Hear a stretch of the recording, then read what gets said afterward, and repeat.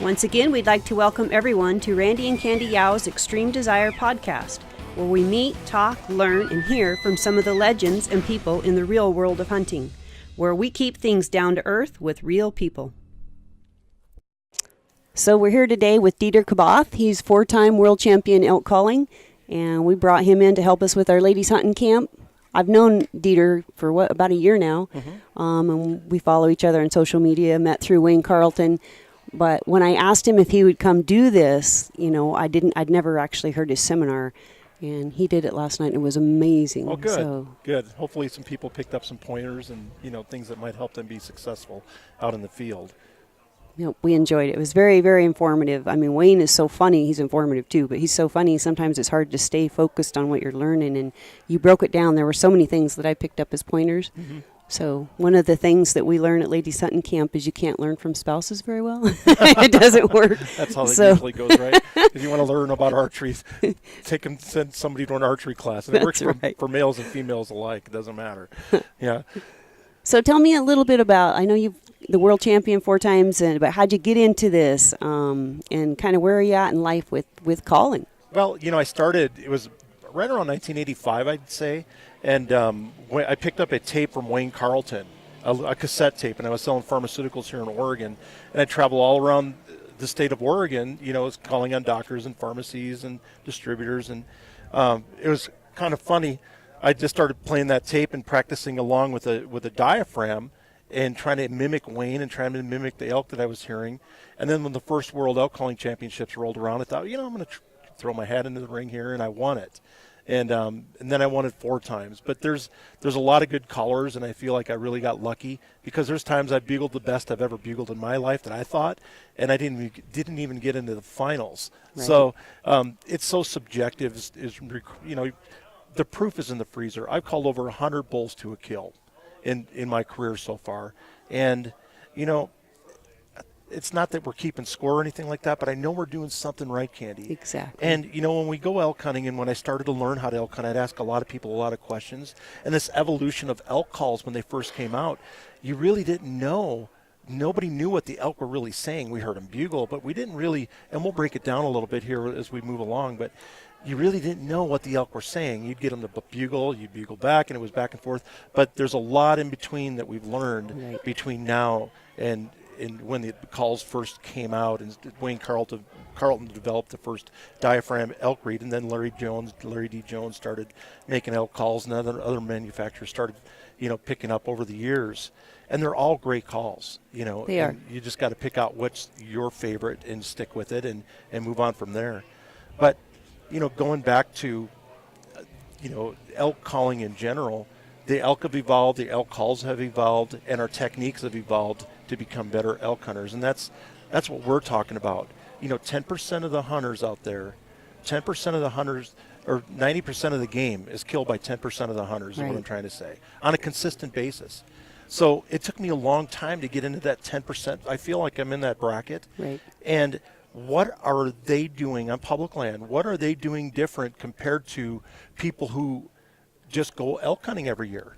Set up a tent. And I know people in this state who have hunted elk who have never had an opportunity at an elk, and they've hunted all their lives. Wow.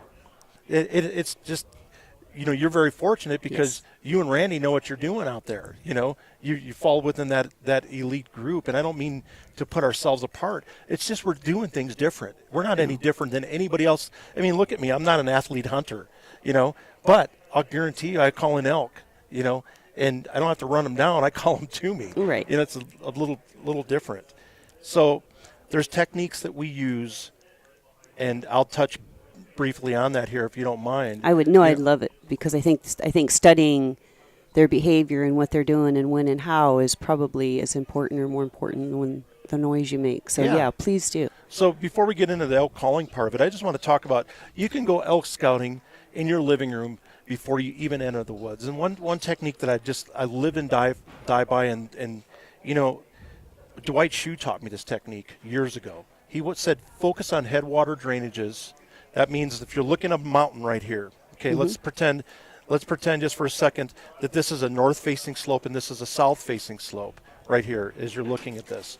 And what I'm looking for on a map, if you're looking at a map behind me here, north is always on top on the maps. And what I'm looking for is a blue line going like this.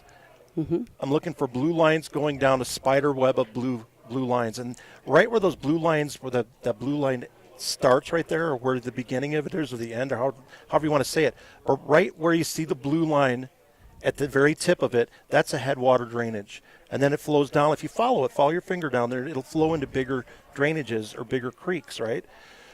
So what you want to do is you want to focus on those areas, those headwater drainages on north-facing slopes. And the reason I say north-facing slopes is because on a south-facing slope like this, it gets the most sun exposure.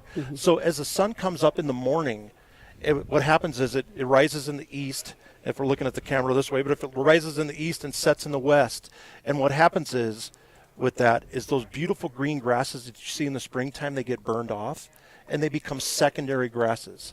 Elk have to store as many fat reserves as possible in order to stay alive through the wintertime. And if a cow's carrying a calf, not only does she have to support her life, she's going to have to support the fetus that's inside of her with the proper nutrients. So grass right now this time of year, here we're in end of July or early August, it's very critical that they store those fat reserves right now because from November on, it's pretty much starvation mode. Right.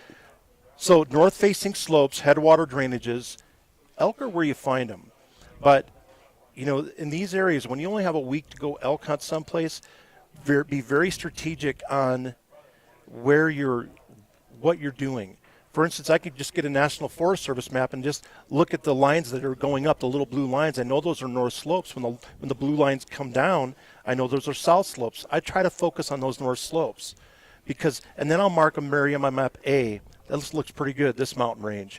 Or B, or C, or D. Because if nothing's going on here or it's been burned out by a fire or something, I'm getting the heck out of there and getting my butt to a different place to call elk. I'm on a hunting trip. I'm not on a camping trip. I want to make something happen.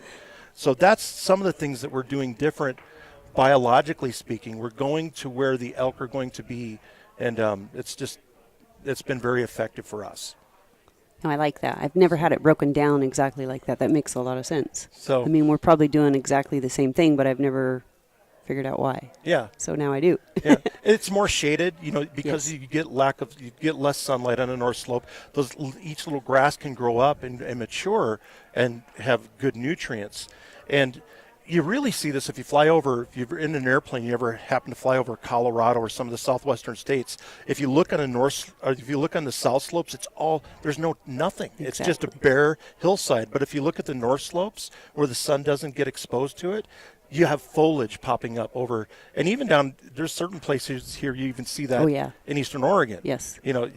It's very prevalent as far as what is north and what is south, as far as what side of the mountain the foliage is growing on. Yes. So it's just kind of keep that in mind when you're elk hunting. That's just one little tip. We'll get into the calling here if that's okay. I would love it. The fun part of all this. I would love it. And so I like using a diaphragm reed, but there's other calls out there that you can also use. Some people can't use a diaphragm. So I brought this call right here, and maybe we'll zoom up on this a little bit later or something. But what you do is this one here, you just press with your bottom teeth. It's got an actual diaphragm in it. You press with your bottom teeth, and it works the same way. Some people have a gag reflex, and they can't use a diaphragm for whatever reason. They just can't. And that's okay, but they do make calls like this available that you can just press very soft on it and with your teeth and create that same pressure in a different way to make the same sounds. So what I like to do is in a diaphragm talking now, I'm going to put a diaphragm in my mouth, and a bugle goes from a low tone to a high tone a lot of times. So what I like to do is just, you put it in your mouth, the horseshoe faces outward like this, and what you do is just press very gently with your tongue. It'll increase the pressure, go from a low tone to a high tone, and that's your bugle.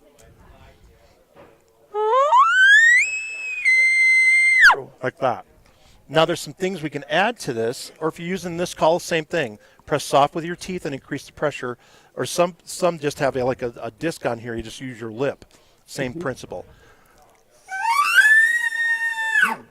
Same thing. Soft to hard makes your bugle. Now, there's some things you can add to add some realism to it. For in the beginning, you want to growl a little bit like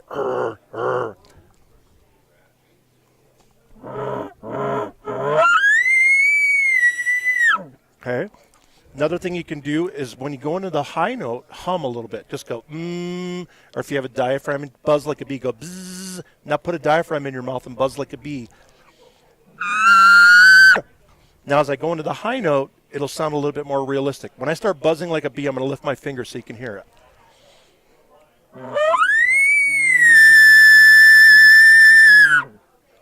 Adds a little bit different tone to it, right? It does, yes. Okay. And that's basically a bugle. That's really, if you want a bugle, that's all you really have to do. Right. Chuckling's a little bit more difficult. I'll just touch basically on that in a second here. But first, I just want to show you cow calls. Cow calls are a little different. They go from a high tone to a low tone. And what you do is you press hard with your tongue or your lip or this call here, you just press with your teeth and come down slow on it. Same thing with the diaphragm. Press hard with your tongue, come down slow.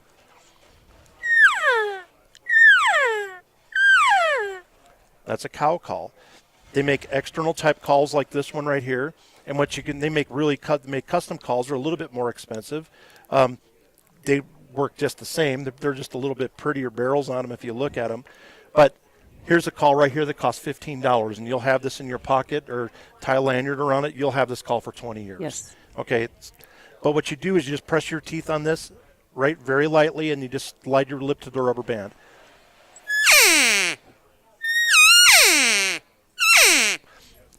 That's a cow call, high pitch to low pitch. The reason I love this call so much, these open-reeded calls, Candy, I've killed more elk with these open-reeded calls than any call I've ever used, ever. Right. When you go fishing, what we're doing, and I don't care if you're calling coyotes or turkeys or I don't care what you're calling. It's like we're casting out sound to try to strike a neuron in an animal's brain and trying to call them, lure them to us. No different than fishing, dropping a lure in front of a fish's face, getting them to bite on it and luring them to it. We're casting sound and we're trying to lure animals to us. That's the fun of it. It is. Because you're communicating with them. Yeah. And if you have any questions, jump in here. I don't mean to take over. No. That's what I want. I think that the little green one I use it a lot, but I think it's almost irritating to my ears, but it works. Yeah. So if it works, it doesn't matter. There's a reason it works, because it sounds like a mature cow. Listen to the difference between that sounds like a calf. That's a mature cow. And the reason that's important, because elk live in a hierarchy system. They are more apt to follow a mature cow than they are a calf. So kind of keep that in mind as you're using these calls. A bull wants to breed a cow, not a calf. Right. So that's kind of important to understand too. But these calls, I've killed more to this.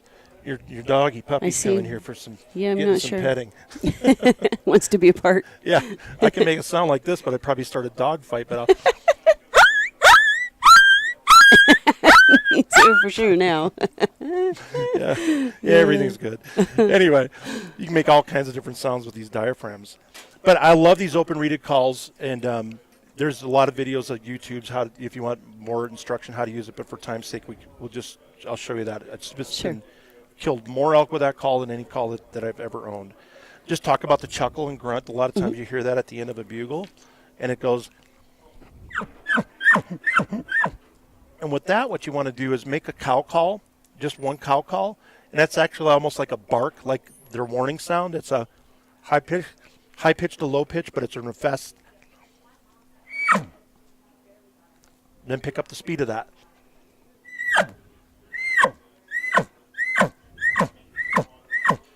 At the end of it, I'm going with each call. Adds a different sound to it, more realistic. A thump.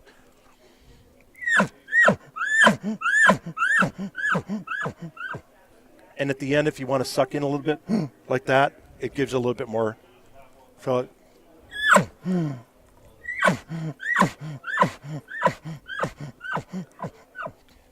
you got the picture. Exactly. So that's how that works. It sounds like a big old bull coming down the trail ready to kick your rear. And let's talk about bulls coming in. That's a good point. Early season, I like to be real aggressive, like here in Oregon. And if you're going out for the first time, the elk really aren't talking much. So, I've got a philosophy, make something happen. And Larry D. Jones and I have talked about this for a long time. He's an icon in the sport. If nobody's ever heard of him, they can look him up. It's like Wayne Carlton and Glenn Berry and a few other people who started out in this calling market. But you can do some YouTubes and learn about elk calls and learn how to use them. We have this internet that's available to you. It is amazing nowadays. You can pick up a lot. But early season, I like to be very aggressive. In one direction, I like to sound like a big, huge herd bull, add a lot of growling to it. And in another direction, I like to sound like a little weenie bull. So...